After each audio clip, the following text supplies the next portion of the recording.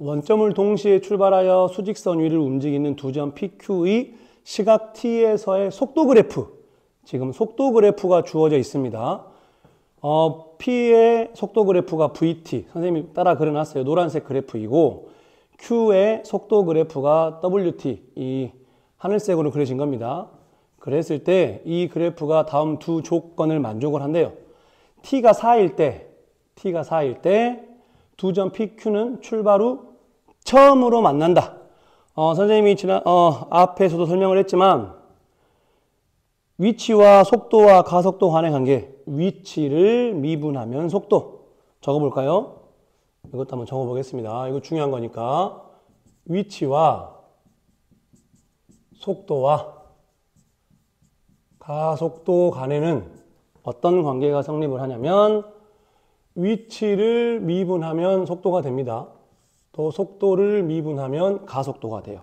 그럼 반대로 가속도를 적분하면 속도가 돼야 되고 속도를 적분하면 위치가 돼야 돼요. 이 개념 하나랑 또 뭐가 중요하냐면 이거 굉장히 중요한 겁니다. 이걸로 할까요? 그래서 위치는 어떻게 구하죠? 위치는 인티그럴 시작 시각부터 멈추는 시각까지의 속도를 적분하면 됩니다. 여기 앞에 왜 남겨놨냐면 항상 위치는 최초의 위치가 중요해요. 방금 이 문제는 원점에서 출발한다고 했으니까 이게 0인 겁니다. 위치는 이렇게 구하고 이동거리는 어떻게 구하지? 이동거리는 인티그럴 A부터 B까지 누구를 적분해야 되냐면 속도의 절대값을 적분하면 됩니다. 그래서 이 속도 가속도 문제는 얘네들만 잘 알고 있으면 충분히 풀 수 있어요. 그러면 잘 봐보세요. T가 4일 때 두 점 PQ는 출발 후 처음으로 만난다. 만난다는 거는 위치가 같다는 얘기죠. 지금 가하고 나는 서로 다른 개념을 이야기하고 있는 겁니다. 그래서 가를 물론 이 문제 이제 나중에 풀 때는 굳이 이렇게 식으로 표현 안 해도 되는데 여러분들이 기본적으로 수학은 항상 수학적인 표현을 나타내보는 연습을 해야 됩니다. 가에서 두 점 PQ가 처음으로 만난다. 즉 4초 후의 위치. 보통 이거 X로 쓰죠. 노란색이니까 노란색 해볼까요? 그러면 XP는 즉 P의 위치는 어떻게 될까요? 최초 위치가 원점 0이었으니까 안 쓰고 그럼 뭐라고 쓰면 돼요? 0부터 4까지 VT를 적분하면 됩니다. 그러면 Q의 위치는 XQT라고 쓰면 4초 후에 Q의 위치는 0부터 4까지 누구를? 저 W를 적분을 하면 돼요. 이해되죠? 그러면 결과적으로 T가 4일 때 두 점 PQ가 출발 후 처음으로 만났다. 만났다는 얘기는 위치가 같다는 얘기잖아요. 즉, 이 정적분 값과 이 정적분 값이 같다는 얘기예요. 수학적으로 표현해 본 겁니다. 그 다음 나를 보면 점 P가 출발하여 T가 4일 때까지 움직일 때 점 P가 출발할 때와 반대 방향으로 이번에 움직인 거리죠. 다시 가 조건은 지금 위치를 즉 이 개념을 물어보는 조건인 거고 나는 움직인 거리잖아. 이동거리. 이 절대값을 적분해야 되는 조건입니다. 그래서 나 조건을 한번 우리가 표현을 해보면 P가 출발할 때와 반대 방향, 지금 출발할 때는 속도가 지금 양수죠. 즉 양의 방향으로 가고 있다가 이만큼이 지금 다시 어디예요? 방향을 바꿨죠. 운동 방향을. 속도가 음수니까. 다시 멈췄다가 다시 운동 방향을 바꾼 겁니다. 즉 나의 첫 번째 점 P가 출발할 때와 반대 방향으로 움직인 거리가 요거죠. 요거. 그러면 지금 나에서 말하는 P가 뭘까요? 소문자 P가 2초부터 3초 때까지 움직인 거리입니다. 그래서 걔를 이 식을 적용시켜보면 2초부터 3초 때까지 그냥 V를 적분하는 게 아니라 절대값 V를 적분해야 돼요. 그 다음에 또 마찬가지로 점 Q가 출발하여 T가 2초 때까지 움직인 거리. 그러면 이 하늘색 얘가 출발해서 2초 때까지 움직인 거리 Q는 그럼 어떻게 표현하면 돼요? Q는 인티그럴 0부터 2까지 저 W를 절대값 씌운 거 적분하면 됩니다. 그랬더니 나 조건에서는 얘에서 얘 뺀 거에 절대값이 4분의 11이다예요. 그래서 선생님이 지금 가와 나를 한번 이 개념이 필요하니까 정리해 보긴 한 건데 실제로는 이렇게 풀지 않을 겁니다. 어떻게 풀 거냐면 어쩔 수 없이 위치나 이동, 거리도 전부 다 정적분 문제잖아요. 다시 말해서 이 그래프의 넓이 개념이다 이거죠. 그래서 얘들 물론 표현할 수 있어야 됩니다. 그래서 이거 그냥 지울 거고 이거 지울게요. 혹시 필요하면 다시 앞으로 돌려가면서 공부해 보면 됩니다. 그럼 이제 이 문제를 풀 때는 어떤 게 필요하냐면 잘 보세요. 선생님이 요 부분의 넓이를 A라고 할게요. 요 부분의 넓이를 A. 요 부분의 넓이를 A라고 하고 그 다음에 요 부분의 넓이를 이걸로 하겠습니다. 다시 죄송해요. 요 부분을 다 노란색으로 할게요. 요 부분을 B라고 할게요. B. 요 부분을. 실제 넓이는 B입니다. 그럼 실제 정적분 하면 마이너스 B겠죠. 그래프가 X축 아래에 있으니까. 그 다음에 요 부분의 넓이를 선생님이 C라고 하겠습니다. 여기를 C. 이해되죠?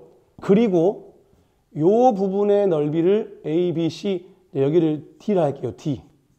요 부분의 넓이를 D라 하고 여기 이 부분의 넓이를 선생님이 E라고 표현을 하겠습니다. 그러면 다시 한번 가를 볼게요. 가. 괜히 지웠을까요? 가에서 보면 아까 X, P 다시 노란색 괜히 지웠네요. 아까 X, P, T는 뭐였죠? 0초부터 4초 때까지 움직인 거니까 0부터 4까지 뭐예요? VT를 적분하면 되는 겁니다. 그러면 실제로 얘 이렇게 적분하니까 어떻게 될까요? 이 정적분 값은 얘 양수고 얘 음수고 얘 양수니까 어때요? A 마이너스 B 더하기 C가 되겠네요. C. 이게 지금 XPT인 겁니다. 그러면 XQT는 아까 뭐였죠? 인티그럴 0부터 4까지 W를 적분한 거라고 했죠. 그러면 요거를 적분하니까 얘는 지금 X축 밑에 있잖아요. 그래서 실제 정적분 해보면 마이너스 D가 되고 지금 잘 보세요. 이만큼의 정적분은 이게 아니고 이거죠. 이거. 지금 선생님이 하늘색으로 요거 하긴 했지만 실제 이 XQT 0부터 4까지 이 하늘색의 정적분 값은 이 부분의 넓이와 이 부분의 넓이입니다. 그러니까 0부터 4까지 WT 정적분을 하면 여기 밑에 있는 마이너스 D에 요거의 합인 이렇게 되죠. 이렇게. 이해되나요? 그래서 지금 가에서 우리에게 알려주는 건 어쩐다? PQ가 출발을 처음으로 4초일 때 만난다는 거는 4초 뒤에 이 위치와 4초 뒤에 Q의 위치가 같다는 거니까 A-B 더하기 C랑 마이너스 D 더하기 E 더하기 C랑 같다입니다. 같다. 그럼 결론은 일단 여기 양변에 C 소거가 되니까 일단 우리가 어떤 식을 하나 얻어내는 거냐면 A-B랑 요거 마이너스 D 더하기 E가 같다. 요거를 얻어내는 겁니다. 이제 또 칸이 없으니까 지울게요. 이거 해가지고 지금 이거 뽑아낸 거예요. 알겠죠? 그럼 다시 요거 이제 지우고 요걸로 인해서 우리가 지금 어떤 결과를 얻어낸 거냐면 요거 이제 방금 얻어낸 거니까 요렇게 옮겨 놓을게요. 필요한 거니까 이렇게 옮겨 놓겠습니다. 이렇게 옮겨 놓고 그 다음에 이제 방금 전 했던 다시 아까 P 어떻게 구했죠? 처음 움직인 방향과 반대 방향으로 움직인 거리잖아요. 그래서 뭐였어요? 2부터 3까지 v를 절대값 씌운 거. 그럼 얘가 실제로 뭘까요? 절대값 씌웠으니까 그냥 실제 이 넓이 b겠죠, b. 지금 실제 넓이가 b인 겁니다.